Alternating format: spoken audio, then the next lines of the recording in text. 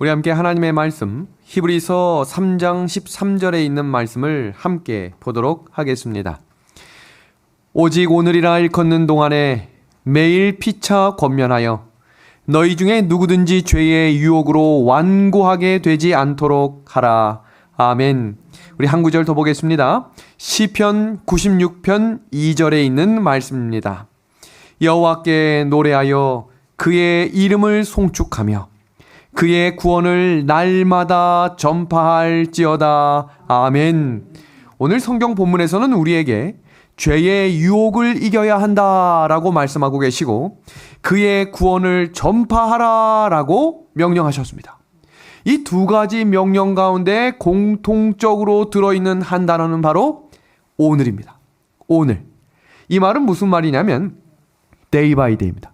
매일매일 죄의 유혹을 이기고 매일매일 그의 구원을 전파하라라고 선포하시는 겁니다. 영감의 글을 볼 때마다 끊임없이 반복하는 하나의 단어는 오늘의 신앙을 강조해야 한다라는 것입니다. 그래서 90년대, 2000년대 우리 교회에서 가장 많이 공부했던 성경 교재의 주제가 뭡니까? 오늘의 신앙이었던 것입니다. 왜냐하면 그것을 강조하기 위해서 만든 것입니다. 또 놀라운 사실은 하나님이 모든 단위를 무슨 단위로 창조하셨습니까? 하루 단위입니다. 그 이유는 하나님이 하루하루가 얼마나 중요하고 소중한지를 가르쳐 주시기 위해 하루 신앙을 우리에게 가르쳐 주셨다는 것입니다. 오늘 하루를 인도하신 우리 하나님께 감사를 드립니다. 그 은혜에 감사를 잊지 않고 두 가지를 명령하셨죠. 첫 번째, 죄의 유혹을 이기고 그의 구원을 전파하는 인생을 살아가기 위해 오늘도 우리의 발걸음을 교회로 인도하신 하나님을 찬양합시다. 오늘 기도하고 우리 다니엘 28번째 시간을 시작합니다. 하나님, 오늘 하루를 인도하신 주의 은혜에 감사를 드립니다. 우리가 가야 할 길과 할 일을 가르쳐 주시는 주께서 성령의 능력을 부어주셔서 오늘 가르치는 말씀들을 온전히 깨달아 알게 하시고 이 말씀을 따라 걸어가는 믿음의 삶 살게 하여 주시옵소서. 예수 그리스도의 이름으로 간절히 기도하옵나이다. 아멘. 우리 믿음의 아내 가족 여러분, 혹시 요요 현상이란 말 들어보셨습니까? 요요 현상이라고 하는 것은 이 체중을 감량하는 과정에서 감소된 체중이 유지되지 못하고 다시 체중이 증가하고 감소하는 것을 반복하는 것을 요요 현상이라고 합니다. 현대인들이 가장 많이 경험하는 현상 중에 하나인데 여러분 혹시 영적으로도 요요 현상이 있다는 사실을 알고 계십니까? 말씀을 듣고 말씀대로 따라 살겠다 결심하는데 어느 날 돌아보면 예전의 모습 그대로를 걸어가고 이 일들이 반복적으로 오고 가는 영적 요요 현상입니다. 도대체 왜 그런 일이 반복될까? 말씀을 꾸준히 읽으면 영적으로 살아나는 것 같지만 말씀을 읽지 않으면 금세 하나님을 잃어버리는 이 현상을 영적 요요 현상이라고 말하는 것입니다. 그럼 우리가 영적 요요 현상에서 빠져나올 수 있는 원리는 첫 번째, 날마다 충분한 시간을 하나님께 드려야 한다는 것입니다. 날마다입니다. 날마다. 한 주일에 한 번, 3일에 한 번이 아니라 날마다 하나님께 나의 시간을 드려야 합니다. 누가복음 6장 45절의 말씀입니다. 선한 사람은 마음에 쌓은 선에서 선을 내고 악한 자는 그 쌓은 악에서 악을 내나니 이는 마음에 가득한 것을 어디로 말하겠다 그래요? 어디로? 입으로 말함이라 라고 이야기합니다. 마음은 선 또는 악으로 반드시 채워지게 되어 있습니다. 그러니까 선으로 채우지 않으면 그 자리가 뭐로 채워진다는 거예요? 악입니다. 그래서 이 악을 밀어내기 위해 선을 반드시 채워야 합니다. 그럼 성경에서 말하고 있는 선은 어떤 것일까? 여기 세 가지로 정리되어 있습니다. 하나님의 말씀이 선이고 진리가 선이라고 성경이 선포합니다. 그래서 내가 곧 길이요 뭐라고 선포하셨어요? 진리요 생명이라고 선포하신 것입니다. 우리의 마음은 말씀과 진리로 채워져야 합니다. 그래서 우리의 입과 행동이 그 선이 나타날 수 있도록 왜 성경을 배우고 읽고 묵상해야 하는지를 우리에게 가르쳐주고 있는 것입니다. 우리는 반드시 마음이 말씀으로 지배를 받든지 육체의 욕망에 지배를 받든지 둘 중에 하나가 채워질 것입니다. 말씀을 읽지 않으면 우리의 마음은 아주 쉽게 천박해지고 유치해집니다. 그래서 어느 날 하지 않아도 될 말들이 이렇게 반복적으로 나오는 이유는 말씀이 마음에 채워지지 않으면 천박한 말들, 유치한 말들이 계속해서 뿜어져 나온다는 것입니다. 우리의 마음은 일상생활에 살아가는데 매우 바쁩니다. 그래서 앉기만 하면 눈이 감기는 이유가 바쁘기 때문이에요. 바쁜 것입니다. 그래서 우리의 마음이 쉽게 세상을 닮아간다라고 이야기합니다. 그래서 성경 말씀은 우리에게 이렇게 권면하는 것입니다. 날마다 우리 짐을 지시는 주 곧 우리의 구원이신 하나님을 찬양하라. 누가복음 11장 3절이죠. 우리에게 날마다 일용할 양식을 주옵시고 일주일치 주십시오. 3일치 주십시오가 아니라 언제마다 날마다 구해야 한다는 것입니다. 그리고 누가복음 9장 23절에도 예수님께서 나를 따라오는 사람들에게 언제마다 십자가를 지라 했어요. 일주일에 한 번 지라고 하셨습니까? 날마다 합니다. 지금 이 세 개의 성경 말씀 속에 공통적으로 나오는 단어 뭡니까? 날마다 합니다. 날마다. 우리는 날마다 우리의 인생의 짐을 하나님께 맡겨야 합니다.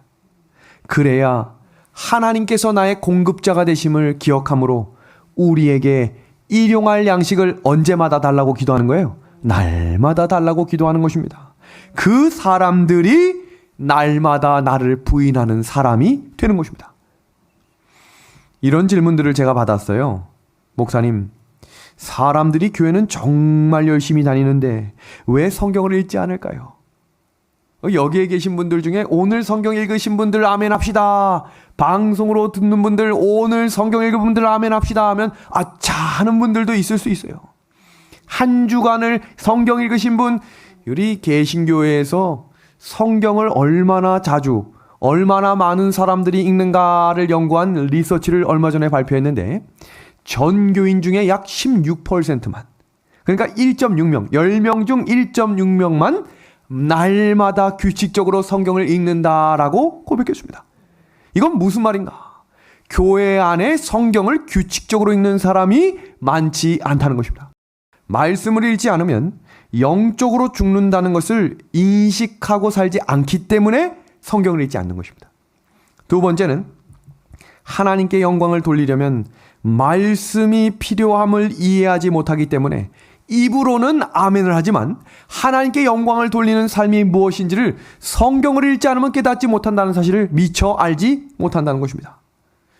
떠돌아다니는 세상 생각을 붙잡지 못하는 이유는 말씀이 나를 채우고 있지 않기 때문임을 기억하십시오. 그 마음 가운데 들어오는 세상의 욕심들, 세상의 욕망들, 반드시 기억해야 될 것, 마음은 반드시 선이 아니면 뭐가요? 악이 채운다는 사실을 명심하시고 매일 아침 일어나 마음을 말씀으로 선점하셔야 세상의 것들이 유혹이 미혹이 나를 감당치 못하게 하실 것입니다. 그러기 위해 필요한 것이 무엇이냐면 훈련입니다. 훈련. 사람은 원래부터 타락한 본성을 가지고 있어서 말씀이 채워지지 않으면 매일매일 이기심이 가득합니다. 매일매일. 그래서 이 이기심을 없애기 위한 유일한 방법은 뭐밖에 없냐면 말씀이신 예수님을 마음에 품는 수밖에 없습니다.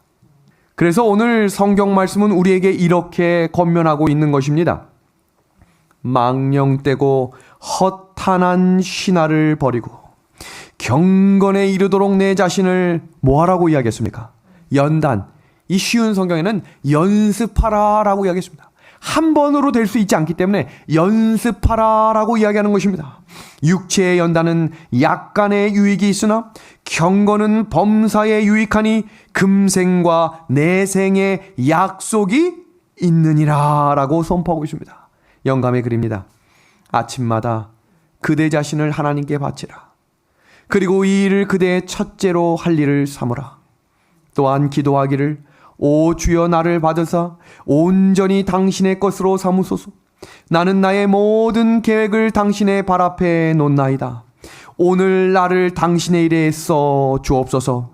나와 같이 하여 주시고 나의 모든 일이 당신 안에서 성취되게 하옵소서 할 것이다. 아멘입니다. 여러분, 신앙은요, 시간과의 전쟁입니다. 인생의 시간을 누구에게 바치는가에 따라서 우리의 운명이 결정지어지게 될 것입니다. 말씀을 읽고 하나님을 만나는 약속을 지킬 때 오는 복의 순서를 정리합니다. 첫 번째, 마음과 생각이 정결해집니다. 그리고 하나님의 뜻과 나의 생각이 일치하게 됨을 경험하게 될 것입니다. 그러므로 흔들림이 올지라도 확고한 믿음을 갖게 되는 것입니다. 그러면 성경을 연구하는 세 가지 방법을 지금부터 공개하겠습니다. 첫 번째, 날마다 말씀을 읽고 공부하는 습관을 가져야 합니다. 이 습관이 왜 그렇게 중요한지를 경험해 보시길 바랍니다. 두 번째, 성경을 읽기 전과 성경을 읽고 난 후에 하나님과의 대화인 기도를 하셔야 합니다. 마지막 세 번째 단계는 하나님의 뜻을 깨닫고 이해한 대로 순종하며 걸어가는 삶이 하루가 반복되고 일주일이 반복되고 한 달과 1년이 반복되면 그것이 나의 습관이 운명이 됨을 하나님께서 허락해 주실 것입니다. 그럼 이 세 번째 단계, 이 노란 박스만 반복해서 한번 다시 봅니다. 말씀을 훈련하는 삶. 두 번째는요, 기도를 훈련하는 삶. 세 번째는 순종을 훈련하는 삶이 우리에게 반드시 필요한 원리임을 기억해 주시기를 부탁합니다. 다니엘서를 집중적으로 연구하기 위해 우리가 먼저 선행해야 될 5가지를 좀 살펴봅니다. 다니엘서는 1장부터 12장 모든 장마다 중심이 예수 그리스도입니다. 이걸 잊으시면 안 돼요. 1장의 중심 예수 그리스도. 계속 각 장마다 중심은 예수 그리스도입니다. 두 번째, 다니엘서가 문학적으로 구성되었을 뿐 아니라 독자들이 내용의 요점을 잘 이해할 수 있도록 쓰여져 있습니다. 그래서 하나님을 믿는 그리스도인들이 잘 이해하고 있는 챕터 중에 한 권이 창세기고, 두 번째가 다니엘서 1장부터 6장에 나오는 역사적인 이야기입니다. 그만큼 아주 요약적으로 기억에 남게 잘 기록한 책이 다니엘서입니다. 그 다음 세 번째는 이사야, 아모스, 예레미야와 같이 책이 단순한 일반적 예언이라면 다니엘서는 묵시적 예언입니다. 많은 분들이 이 묵시적 예언이 무엇입니까? 라고 하는 질문을 하셔서 이 예언에 대한 자세한 설명을 잠시 후에 좀 해드리겠습니다.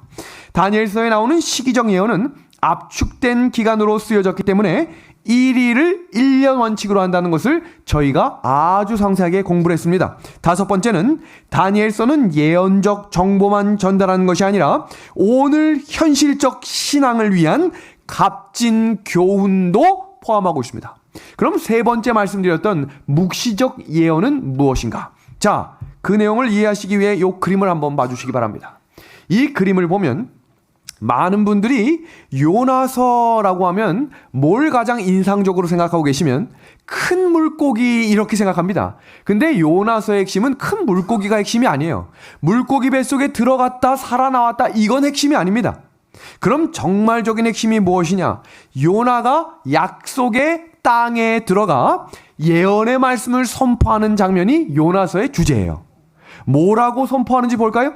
요나가 그 성읍에 들어가 하루 동안 다니며 외쳐 이르기를 40일이 지나면 니느웨가 무너집니다. 이거 무슨 이야기가 같아요? 소돔이 곧 무너집니다 라는 말과 같습니다. 이걸 뭐라고 이야기하냐면 예언입니다. 예언. 이루어질 것. 그것을 미리 말한다. 이게 예언이거든요. 그렇다면 40일이 지난 이후에 이 니느웨 성은 어떻게 돼야 정상입니까? 무너져야 정상이에요. 근데 무너졌어요? 안 무너졌어요? 안 무너졌거든요. 그것을 일반적인 예언이라고 합니다. 여기 보세요. 그들이 40일이 지나면 무너지겠다라고 하는 이 말씀을 듣고 굵은 베옷을 입고 온 백성이 하나님 앞에 울부짖으며 회개했습니다. 그랬을 때 하나님이 어떻게 하셨습니까? 뜻을 돌이키셨어요. 일반적인 예언이라고 하는 것은 말씀의 예언이 성취될 수 있으나 그 가운데 온전한 회개와 변화됨을 기억하면 하나님께서 그 뜻을 뭐 해주신다는 거예요? 돌이켜 주시겠다는 것입니다. 그럼 반면에 묵시적 예언은 무엇인가? 하나씩 좀 정리해드립니다. 일반적 예언과 묵시적 예언은 환상과 꿈에서도 특별한 차이가 있는데, 환상, 일반적인 예언, 예레미야나 에스겔이나 이렇게 예언을 할 때는 하나님의 말씀대로 예언하라고 가르쳐 주셨어요. 그런데 다니엘서와 같은 것에는 꿈과 환상을 보여주셔서 거기에 해석이 필요하게 하십니다. 이것을 묵시적인 예언이라고 합니다. 두 번째입니다. 복합적인 상징인데, 일반적인 예언은 주로 현실적인 관련된 것을 통해 보여줍니다. 수레 예언. 눈에 보이는 거죠? 그 다음 길거리에 보이는 일반적인 예언들, 무화과나무의 예언이라든지 포도나무의 예언이라든지 이렇게 눈에 보이는 예언을 통해 사람들이 즉각적으로 알게 하십니다. 그런데 묵시적 예언은 비현실적인 상징과 은유를 주셔서 반드시 해석을 들어야 이해할 수 있도록 만드셨어요. 가령 예를 들어볼까요? 다니엘 7장 6절을 보면 생각지도 못한 동물들이 갑자기 등장하죠. 사자는 사자인데 갑자기 등에 날개가 달린, 눈에 본 적도 없는 동물이, 저기 표범은 표범인데 얼굴이 4개고 날개가 4개인 것입니다. 전혀 알 수 없는 내용들, 이것을 뭐라고 부른다고요? 묵시적 예언이라고 부른다는 것입니다. 자, 그러면 다음입니다. 다음은 하나님의 절대권과 무조건성입니다. 일반적인 예언은 백성들이 그 말씀을 듣고 어떻게 반응하느냐에 따라 결과가 바뀝니다. 그런데 이 묵시적인 예언은 하나님의 예지와 절대권대로 반드시 선포됩니다. 아마겟돈 전쟁, 예언이 성취될까요? 반드시. 마지막 선악의 대쟁 2, 남은 무리의 출현, 적그리스도의 출현, 반드시 성취될까요?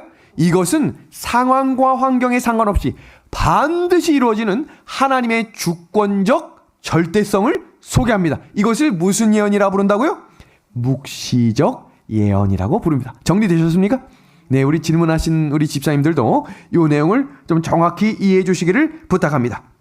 그래서 이 내용들에 대한 이해를 할 때 우리가 성경을 연구하고 그 성경 말씀 속에서 반드시 발견되어야 될 것이 누구십니까? 예수 그리스도입니다. 그래서 그 말씀 속에서 증거하신 예수 그리스도를 증거하는 것이 그리스도인의 사명이라는 것을 기억해 주시기를 바랍니다. 우리 지난 시간에 이어서 오늘도 우리 성소에 대한 공부를 시작하겠습니다. 지난 시간에 배운 내용 잠깐만 복습합니다. 성소는 우리 지난 시간에 하나님은 거대하시고 세밀하신 것을 살피시며 죄를 미워하지만 죄인을 사랑하시는 분이다 라고 우리가 공부했습니다.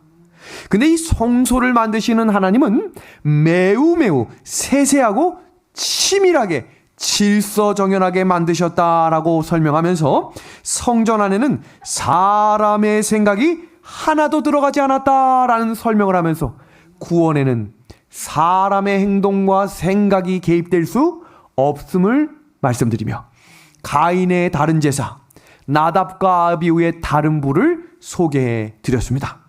그럼 오늘부터 시작되는 장면을 지금부터 시작합니다. 성소의 구조입니다. 지금 보시는 이 그림, 화가가 상상해서 그린 그림입니다. 외형을 보면 마당이 있고 천막이 하나 있습니다. 대략적인 성소의 성막의 모습인데요. 안으로 들어가면 겉모양은 초라하지만 안으로 들어가면 금빛 찬란한 하나님이 거하시는 대단한 영광의 자리가 준비되어 있음을 우리에게 가르쳐주는 자리가 바로 성막 성소입니다. 그럼 우리 잠깐 그 안으로 들어가 보도록 하겠습니다. 그 안에 들어가면 요 3개의 기구가 있는 이 자리를 성소라고 부르는데, 성소의 원어의 뜻은 거룩한 곳이란 뜻이고, 그 거룩한 곳의 의미는 하나님이 계신다라는 의미를 성소라고 합니다. 근데 이 성소 안에 또 다른 휘장을 거치고 들어가는 자리를 뭐라 부릅니까? 지성소라고 부르죠. 이 지성소의 지자는 다할지, 가장 거룩하다라는 표현의 단어가 지성소입니다. 이 그림은 예수님의 모습을 상상해서 그린 그림인데요. 예수님을 이사야서를 살펴보면 이 겉모습은 아주 볼품이 없는 장면임을 소개하고 있습니다. 그런데 우리가 가끔 보는 예수님의 이 얼굴 인물 사진 보면 예수님 잘생기셨어요? 못생기셨어요? 야, 호남형입니다. 그런데 예수님은 겉모습은 볼품없었다라고 이야기합니다. 그러나 중요한 것은 겉모양으로 인기를 끌 수 없을진 몰라도 그 내면과 입을 열면 열수록 그 안에 인품과 향기가 전달돼요. 사람들로 하여금 예수님을 볼 때 하나님을 생각나게 하는 사람이 예수님이셨다는 사실을 기억하므로 우리의 겉모양을 꾸미고 겉을 더 번지르하게 만드는 사람이 아니라 속이 더 예수님을 깊이 담고 입을 열면 열수록 하나님을 더 생각나게 하는 사람들이 저와 우리 다니엘서를 공부하고 있는 모든 믿음의 가족들의 삶이 되기를 우리 예수님의 이름으로 간절히 소망합니다. 이 성소에 대한 평면도를 지금부터 5분 동안 공부할 텐데 정말 중요합니다. 졸리신 분들 복습하셔서 이 방송으로 꼭 한번 다시 보시고 이 장면을 이해하셔야 성소에 대한 내용의 장면이 왜 그렇게 연결됐는지를 명확하게 하실 수 있습니다. 자, 지금부터 성소 평면도를 공부해 보겠습니다. 원래 공부하셨었더라도 복습을 자세하게 하시면 정말로 재밌는 기별들과 사실들이 숨겨져 있습니다. 자, 하나씩 볼까요? 자, 두 부분이 있습니다. 정사각형 두 개가 만난 것이 성소 평면도입니다. 이 휘장 전체의 길이는 50m이니 성소와 지성소를 크게 구분지어 나누면 25m, 25m로 나뉘어질 수 있습니다. 자, 여기까지는 이제 됐지요? 자, 그러면 입구가 어디 있습니까? 오른쪽에 입구가 있었고 입구에 들어가면 뭐가 나옵니까? 뜰이 나오고 휘장을 하나 거치고 열고 들어가면 성소가 나옵니다. 또 하나의 휘장을 거치고 들어가면 뭐가 나옵니까? 지성소가 나옵니다. 자, 이제 중요한 거 시작합니다. 자, 여기 보시면 이 성소의 중심에 번제단이 있고 뜰의 중심이죠. 뜰의 중심에 번제단이 있고 매우 중요한 기구 물두멍이 있습니다. 그리고 이 물두멍은 성소와 번제단 남쪽에 치우쳐져 있음을 성경은 명확하게 기술하고 있습니다. 또 하나의 중요한 장소는 바로 여기인데요. 양을 잡는 곳은 북쪽에 있었습니다. 이건 제가 배치한 게 아니라 성경에 하나님께서 이렇게 하라고 명시하셨어요. 자, 그 다음입니다. 자, 성소로 잠깐 들어가 봅니다. 성소에 들어가면 오른쪽에 떡상이 있고 그 다음에 요 왼쪽에 촛대가 있는데 이 촛대는 24시간 밝혀져야 합니다. 왜냐하면 그 안엔 창문이 없기 때문에 이 촛불이 꺼지는 순간 안에 아무것도 안 보여요. 무슨 의미인지 아시겠어요?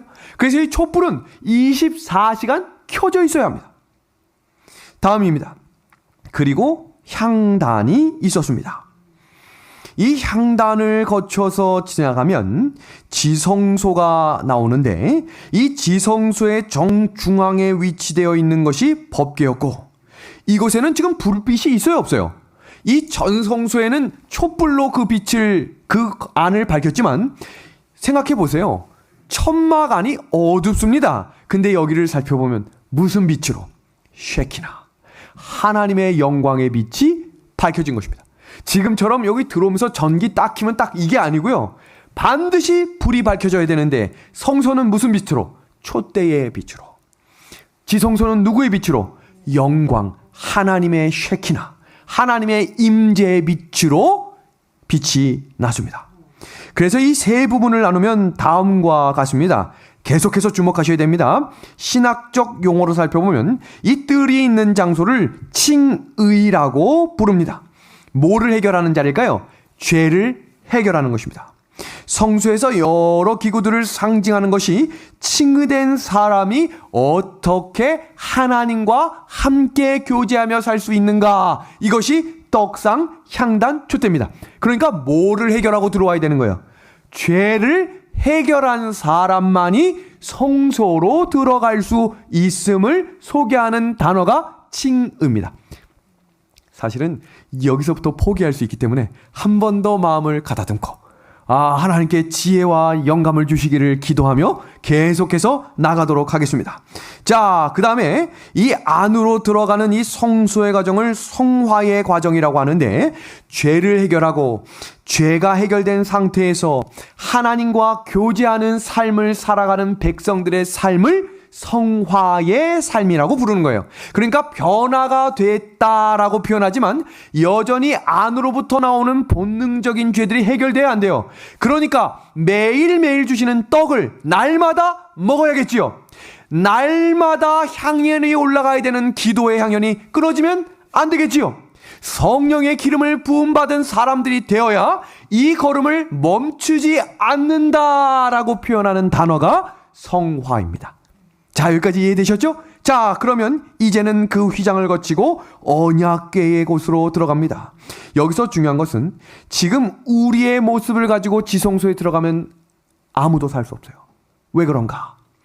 완전히 변화된 영광화. 이건 무슨 말이냐면 우리가 예수님이 다시 오실 때 어떻게 된다 그랬어요? 홀연히 변화된다 그랬죠? 살아있는 의인들은 공중에서 예수님을 영접한다고 했습니다. 이 말은 무슨 말이냐면 그 순간 홀연히 변화시켜 주겠다고 했습니다. 우리 태섭이가 6살 때 저에게 했던 질문이 다음과 같습니다. 아빠, 하늘에 가면 지겹지 않을까? 어린아이의 생각으로 충분히 할 수 있는 질문입니다. 왜 그렇게 생각해? 했더니 예배만 반복적으로 드리고 하늘 여행도 하루 이틀이지 그거 어떻게 계속하고 살아? 라고 이야기했습니다. 지금 우리의 행동과 생각으로 하늘에 가면 영원히 살 수 있는 사람 아무도 없습니다.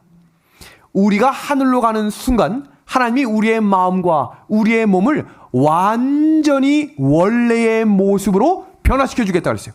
자, 제가 한번 질문합니다. 우주에 거민들이 존재합니까? 안 합니까? 욥기서를 보면 그들은 존재합니다. 여기서 중요한 것은 그들을 우리가 만나게 되겠죠. 하늘에 가서, 그죠? 그럼 그들이 왜 그곳에서 사는 것이 그렇게 행복하고 아름답다라고 말할 수 있는 이유가 무엇인가? 그들은 선악과를 먹어본 경험이 없는 자들이에요. 그렇기 때문에 온전한 하나님의 품성과 사랑을 가지고 살아가는 기쁨이 무엇인지 아는 사람이라고 그랬어요. 우리가 그런 모습으로 변화될 것입니다. 기대되지 않습니까? 그 원리가 하나하나 들어있는 자리가 성소입니다. 그러니까 이 성소를 자세히, 아주 자세히 공부하다 보면 하늘에 가고 싶어지게 되겠다고 영감의 글은 말하고 있는 것입니다. 왜 우리가 마음속에 하늘에 대한 꿈이 점점 사라지는가? 이 구속의 경륜을 정확히 이해하지 못하기 때문이다라고 이야기합니다. 그래서 오늘은 이 칭의의 자리, 죄의 본질로부터 자유하라라고 하는 이 내용을 조금 더 집중적으로 연구해 보려고 합니다. 죄의 본질, 무슨 말입니까? 우린 태어나면서부터 죄인이라고 그랬어요. 그래서 첫째 아담과 둘째 아담이 필요하다라는 설교를 제가 아주 자세하게 한 적이 있죠. 예수 그리스도 없으면 우리는 구원의 길에 들어갈 수 없어요. 예수님이 구원의 반열을 완전히 열어주심으로 나를 믿는 자는 구원을 받겠다라고 이야기했죠. 구약시대에는 그 의의 상징이 무엇이었냐면 자신의 피, 자신의 죄값을 양에게 다 전감으로 내 죄값이 이제 누구에게 갔다는 거예요? 양에게 갔으므로 나는 이제 죄인이 아니다라고 선포해 주셨어요. 그것을 칭의라고 말합니다. 그런데 중요한 것은 죄는 아직 해결된 것이 아니에요. 왜냐하면 제사장이 그 죄의 피를 가지고 어디로 갑니까? 성소 안으로 들어가 휘장에 뿌림으로, 이것도 우리가 얼마 전에 배웠죠? 7번 뿌리고 땅에도 뿌린다라고 하는 걸 배웠죠? 그 뿌림으로 그 죄가 어디로요? 어디로? 그 휘장으로 전가된 것입니다. 그래서 매일 드리는 제사와 1년에 한 번 드리는 제사로 대속제일, 그 휘장이 거치는 날 그 죄가 어떻게 된다 그랬어요? 완전히 사라진다고 그랬습니다. 그것이 예수님의 재림 때 이루어지는 것입니다. 자, 이해되셨으리라 생각하고, 자, 여기 봅니다. 이 성소의 원리를 제대로 이해하지 못하면 구속의 경륜을 이해하기 어렵습니다. 이 구속의 경륜을 이해하지 못하면 구원의 확신이 없어요. 맨날 믿습니다라고만 이야기하지만 돌아서면 정말 그렇게 될까? 이렇게 되는 거예요. 하나님이 인간의 구원을 이루시는 원리, 마침내 어떻게 성취하시는지를 오늘 한번 하나씩 살펴봅니다. 성경 히브리서 8장 5절에는 저희가 섬기는 것은 하늘에 있는 것의 모형과 뭐라고 이야기했습니까? 그림자다라고 이야기했습니다. 모형이 있다는 것은 원형이 있다는 것이고 그림자가 있다는 것은 실체가 있다는 것입니다. 히브리서 9장 24절입니다. 그리스도께서는 참것의 그림자인 손으로 만든 성소에 들어가지 아니하시고 라고 이야기했는데요. 그림자와 같은 성소 전체는 누구를 가리킨다라고 이야기하냐면 예수 그리스도를 가리킨다라고 이야기합니다. 성소의 모든 기물과 제도는 예수 그리스도와 그분의 통해 이루어지는 구원의 역사를 가르쳐 주십니다. 자, 성소의 뜰의 구조와 의미를 하나씩 살펴봅니다. 지금 보시는 이 자리가 바로 뜰입니다. 뜰. 뜰 안에 들어가면 여기 이렇게 되어 있는데요. 이 붉은색 마디가 바로 뜰입니다. 뜰.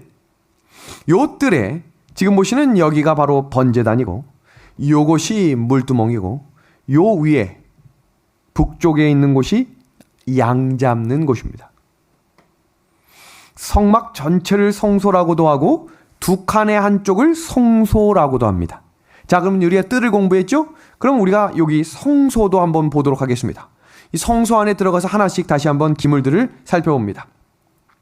이 성소 안에는 세 가지의 기물이 있는데 여기 금초대, 그 다음에 여기 떡상이 있고요. 여기 분향단이 있습니다. 한 가지 매우 중요한 사실 하나 알려드릴게요. 휘장은 가로막고 있지만 성소 전체에 휘장이 되어 있지 않았습니다. 무슨 말인가? 분향단이 이 공간을 통해 통하고 있었습니다. 그러니까 천막 끝부터 밑에까지 휘장이 있었던 게 아니라 양쪽에 기둥을 놓고 거기에 휘장이 위아래로 무엇이 계속해서 분향단의 향기가 위로 넘어갈 수 있도록 만들어진 자리가 성소였습니다. 지성소가 있고 하나님의 임재하심과 함께 법궤 뚜껑이 씌은 자를 속죄소라고 부르게 된 것입니다. 그러면 우리가 이 지성소 안에 있는 법궤까지 한번 살펴보았습니다. 그럼 성소 제도와 죄의 처리 문제를 하나씩 살펴봅니다. 첫 번째 뜰은 양에게 모든 것을 전감으로 이제 나의 죄는 상징적으로 여기에 들어간 것입니다. 잠시 후에 이 절차를 하나씩 소개하면서 당시 유대인들이 직접 양을 잡는 방법이 무엇이었는지 교육받은 내용을 소개하겠습니다. 우린 대부분 양을 잡고 피를 받고 넣었다라고 하지만 그 절차가 정확한 교육을 받게 되어 있었어요. 그걸 잠시 후에 소개합니다. 두 번째, 죄의 본질로부터 자유해지면 성소 안에 들어가 죄의 권세, 이건 무슨 말이냐면 사단과 대적하라 그랬죠. 우는 사자처럼 달려오는 사자와 싸우라 그랬죠. 너희는 전신 갑주를 입으라 그랬죠.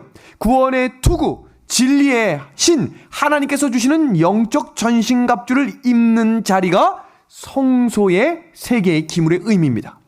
그리고 마지막 지성소의 영화는 이제 왜 죄의 존재로부터 자유로워질 수 있는가? 여기 보십시오. 우리가 죄를 회개하고 하나님의 편에 섰다라고 하는 성도가 돼도 여전히 사단 존재합니까? 사단은 택하신 자들도 뭐 하겠다 그랬습니까? 미혹하겠다고 했거든요. 사단은 존재합니다. 그러니까 죄의 본질로부터는 자유해졌지만 죄의 권세나 죄의 존재로부터 자유해진 건 아닙니다. 마찬가지로 성화의 과정에 갔더라도 성도의 삶을 살아도 여전히 내 안의 본능, 여전히 나의 무기력, 여전히 존재합니까? 존재합니다. 그럼 언제 그것이 완전히 사라지는가? 그것은 사단이 이 땅에서 완전히 사라져야 돼요. 그것이 언제입니까? 예수님이 재림하실 때. 사단의 존재가 더 이상 의미 없어져요. 무정에게 갇힙니다. 그때 죄의 존재로부터 자유하게 되는 것입니다. 자, 그럼 지금부터 뜰에서 양을 잡는 순서와 과정을 하나씩 보겠습니다. 레위기 1장 11절입니다. 뜰에서 가장 먼저 하는 작업은 양을 잡는 과정입니다. 그가 제단 북쪽, 정확하죠? 명확합니다. 성경은 어디서 양을 잡으라라고 하는 장소까지 지정해 주셨어요. 여호와 앞에서 그것을 잡을 것이요 아론의 자손 제사장들은 그것의 피를 제단 사방에 뿌릴 것이며 라고 이야기합니다. 자, 여기 보십시오. 제물 드리는 순서입니다. 원래 공부하셨던 분들도 이렇게 자세하게 공부하는 시간이 필요합니다. 자, 첫 번째입니다. 짐승을 묶어서 쓰러뜨립니다. 그리고 짐승의 머리는 남쪽으로, 얼굴은 서쪽으로 향하게 합니다. 왜 그랬을까요? 서쪽이 성소가 있는 자리였기 때문입니다. 이 원리를 정확히 아는 백성들이었어요. 근데 우리가 왜 이게 성경에 기록되지 않았을까요? 당시 1차 독자들은 그것을 기록해 놓지 않아도 다 알고 있었어요. 근데 우리는 그렇게 제사를 드려본 적이 없잖아요. 그러니까 그 원리를 배우셔야 합니다. 두 번째입니다.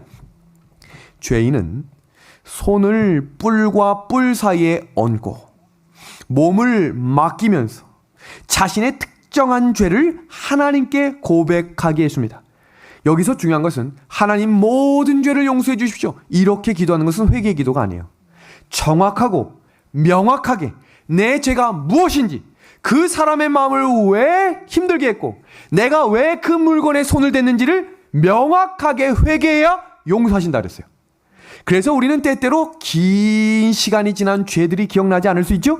하나님께 기억나게 해달라고 기도하라고 했습니다. 그래서 내 몸을 온전히 기대는 것입니다. 그러니까 그 양이 무겁겠어요, 안 무겁겠어요? 양이 지금 고통이 연속되는 것입니다. 양이, 자 보세요. 갑자기 끌려왔는데 지금 뭐부터 묶게 돼 있어요? 다리를 묶어서 쓰러뜨렸어요. 양이 놀랐겠죠? 이게 웬일인가 그러겠죠? 근데 갑자기 쓰러져 있는데 이 육중한 몸을 가진 사람이 자기를 짓눌러요. 이것이 죄의 대가입니다. 이 원리를 아셔야 돼요. 그럼 이 원리를 계속해서 할수록 내 마음 가운데 죄책감이 점점 더 커졌다 그랬어요. 다음입니다. 죄인이 칼을 들고 자신을 대신하는 희생 제물을 죽입니다. 무섭지 않습니까? 누군가를 죽여보셨습니까? 사람이 아니더라도 동물을 죽인다는 거 쉬운 일일까요? 어려운가요? 칼을 들고 목을 찌른다. 이건 절단코 쉬운 일이 아니에요. 죄값이 무엇인지 알게 될 것입니다. 여러분, 닭도요, 죽이면 바로 안 죽어요. 뛰어다닙니다. 뛰어다녀. 제가 어린 시절에 양이 닭을 잡는 걸 봤거든요. 모가지를 딱 치면 그 자리에서 즉사하는 게 아니라 피를 뿜으면 몇 발자국 뜁니다. 그럼 피가 사방에 튀기겠죠. 양이 조용히 죽겠지만 피가 사방에 튀기며 얼굴까지 튀기는 일들을 죄인이 경험하는 거예요. 그러면서 그가 예수 그리스도임이 누구인지를 고백하겠습니다. 이제 아시겠습니까? 양을 잡는 과정 속에 이 죄를 두 번 다시 짓지 않게 해달라고 하나님께 호소하며 나의 죄를 대신해 죽으시는 예수 그리스도께 감사의 기도를 드리겠습니다. 그리고 제사장은 그 피를 그릇에 담아 번제단과 성소로 옮기게 된 것입니다. 이것이 이제 내 죄값을 양이 치렀다. 그리고 그 죄값을 예수 그리스도가 치렀음을 고백하는 것입니다. 제사의 효력입니다. 첫 번째는 죄가 양에게 전가됩니다. 두 번째는 하나님은 죄와 함께 할 수 없다고 그랬죠? 근데 이 죄가 양에게 전가됐기 때문에 하나님과 화해됐음을 선포해 줬습니다. 그리고 세 번째는 너는 이제 법적으로 의를 얻었다. 의인인 게 아니에요. 너는 의로 여겨지게 되었다는 거예요. 그것을 죄의 본질로부터 자유함을 입었다라고 선포하는 것입니다. 그럼 감사할까요? 돌아갈 때 그들은 하나님께 찬송하며 돌아갔다라고 성경에 이야기하는 것입니다. 자, 그러면 이 사람은 또 죄를 지을 가능성은 있지만 이제 법적으로 의인이 되었음을 선포합니다. 그럼 이제 양을 잡는 장소를 지나 번제단으로 여러분을 안내합니다. 뜰의 중심에 번제단, 이 번제단이면 우린 단순히 양을 이렇게 드리는 제사 장소다라고만 생각할 수 있지만 여기에도 대단한 성경적인 중요한 교훈들이 숨겨져 있습니다. 하나씩 볼까요? 출애굽기 27장 2절입니다. 그 네 모퉁이 위에 뿔을 만들되, 그러니까 여기서 한 가지 알 수 있는 사실은 번제단 각 모서리에 뭐가 있었다는 겁니까? 뿔입니다. 그 뿔이 그것에 연하게 하고 그 단을 롯으로 쌀지며 라고 이야기하는데요. 제물, 희생 제물을 올려놓고 태우면 아직 죽지 않은 양이 난리가 난 적도 있었나 봅니다. 그러니까 그 제물들을 양쪽 모퉁이에다가 움직이지 못하도록 뭐 하는 거예요? 견고하게 묶어두는 것입니다. 이게 뭘 의미하는 거겠어요? 예수님께서 십자가에 달려 돌아가실 때 양 손과 팔이 완전히 묶여졌다는 것을 상징하는 의미입니다. 시편 118편 27편입니다. 여호와는 하나님이시라 우리에게 비추셨으며 줄로 희생을 제단 뿔에 뭐하라고 되어 있어요? 멜지어다. 명확하죠? 제 이야기 하나도 없죠? 성경 말씀 그대로입니다. 한 구절 더 봅니다. 출애굽기 29장 12절입니다. 그 피를 내 손가락으로 단 뿔들에 바르고 그 피 전부를 단 밑에 쏟을지며. 이 내용을 우리 하딩 박사님이 이 그리스도인의 성소론이라고 하는 아주 명확하고 중요한 책을 통해서 이 장면을 이렇게 소개하고 있습니다. 뿔은 힘을 상징한다. 뿔이 있는 제단은 하나님의 보호하시는 능력을 상징한다. 뿔은 희생제물이 불에 탈 때에 요동하지 않도록 붙들어주는 역할을 한다.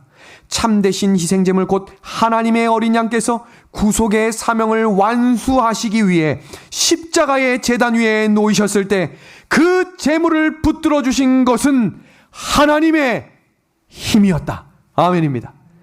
거기서 예수님이 감당할 수 있는 능력을 주신 분이 하나님이심을 기억하면 좋겠습니다.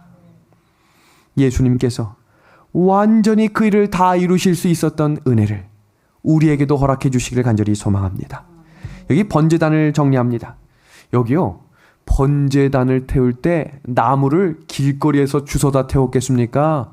아니면 하나님께서 지정해 주셨을까요?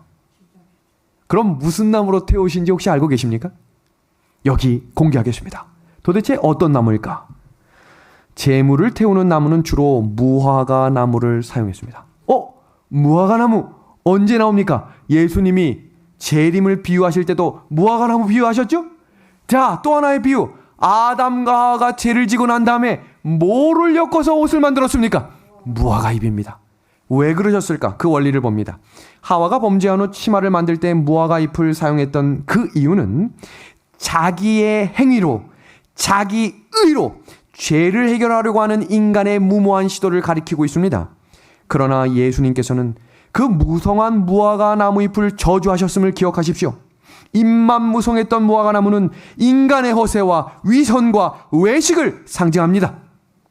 오늘날에도 많은 사람들이 또는 그리스도인들이 눈앞에 보이는 외식을 중요하게 생각합니다. 그런데 중요한 것은요, 그것은 우리의 구원을 이루는 것에 아무 의미가 없다는 것을 기억하십시오. 여러분, 대총회에 참여하면요, 7만여 명이 입고 오는 옷들은 모두 검소하고 하나님을 만나기 위해 예배하는 삶의 모습임을 제가 전해 들었습니다. 무슨 행사에 갈 때 입는 옷 입고 안 온대요. 아주 검소하고. 그것이 제7일 안식일 예수 재림교회 대표단의 모습입니다. 저는 우리들의 모습이 그런 모습이 되었으면 좋겠습니다.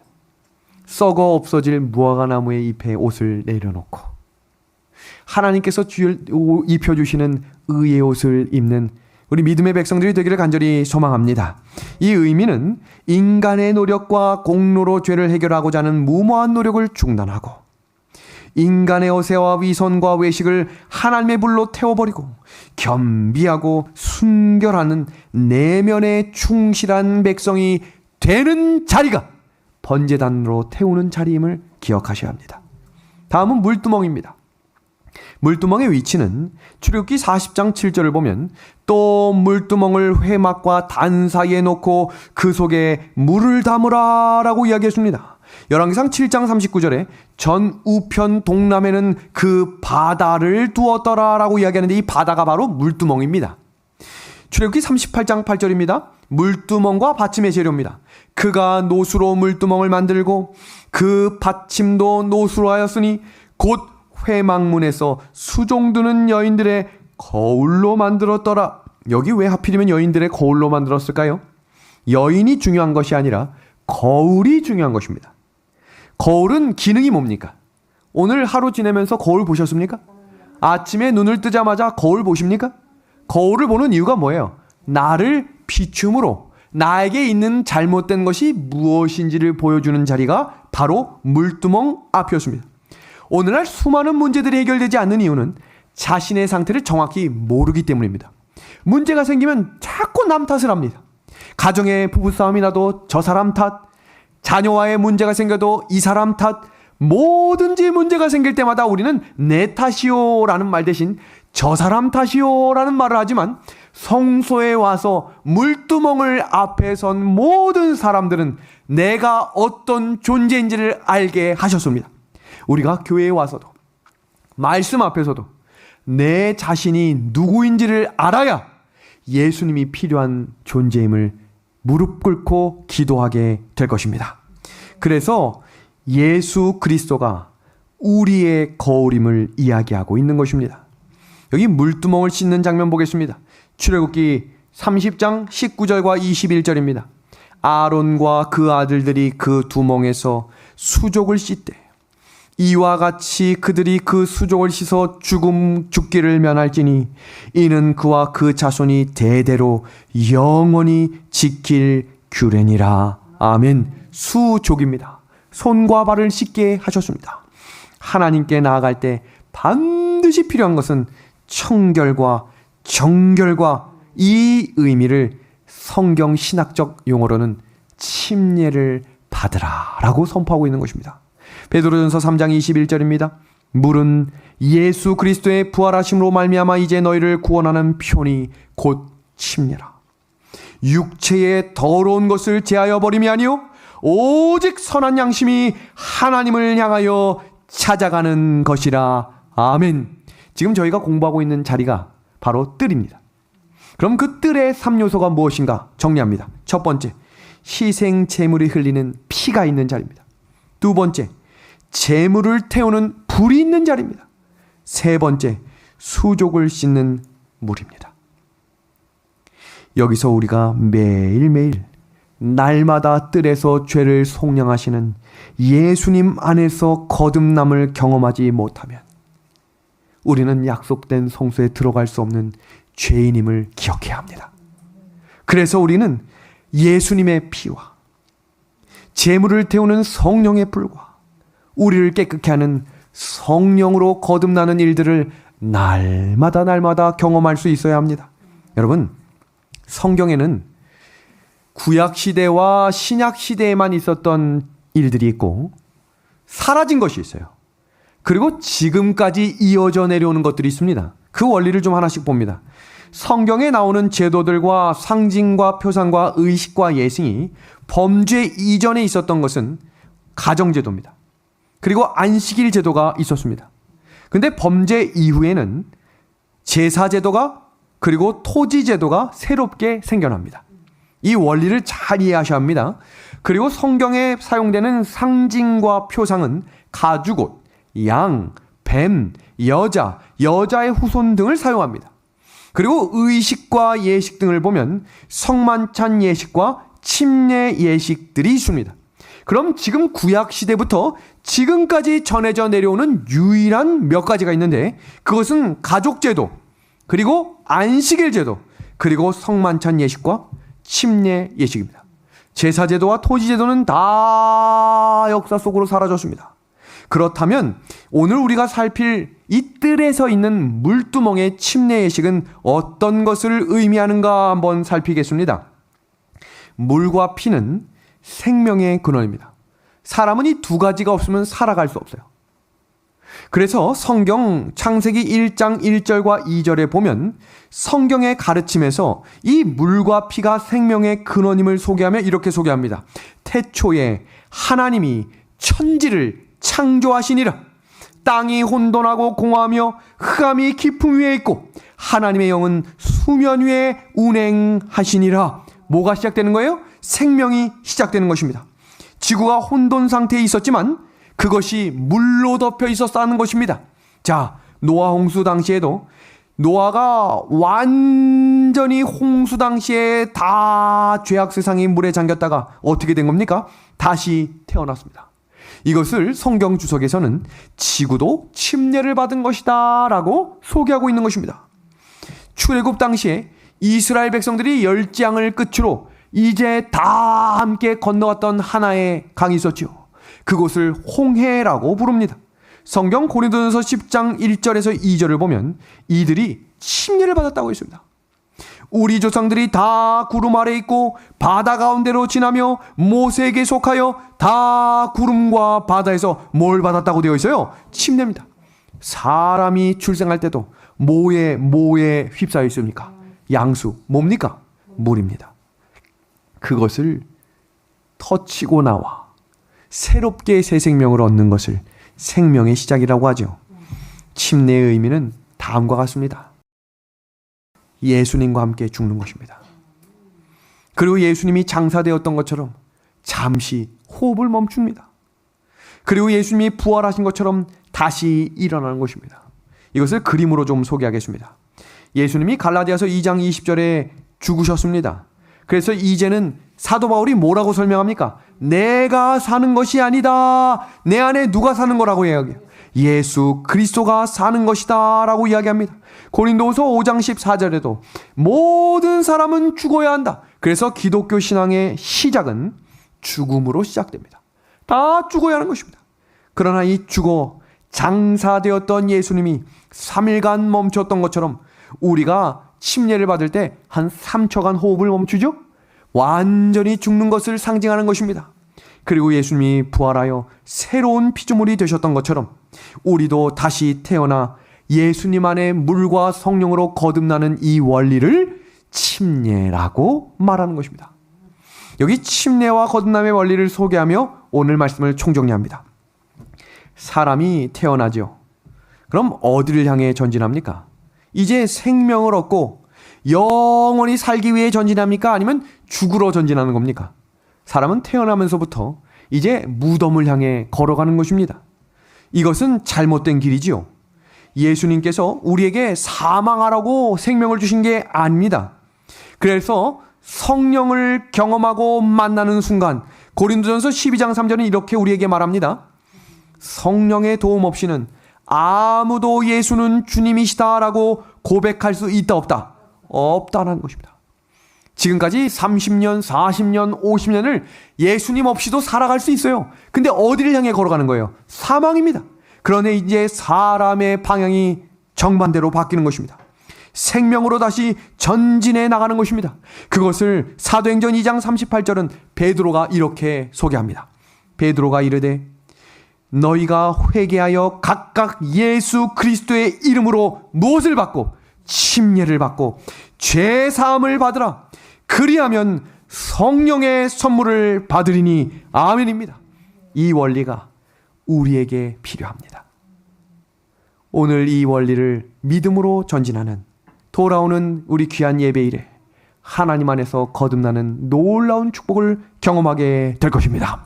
그 일을 위해 함께 기도해 주시고 이 시작이 뭐로부터의 자유입니까? 죄의 본질로부터 자유함을 잊는 것입니다.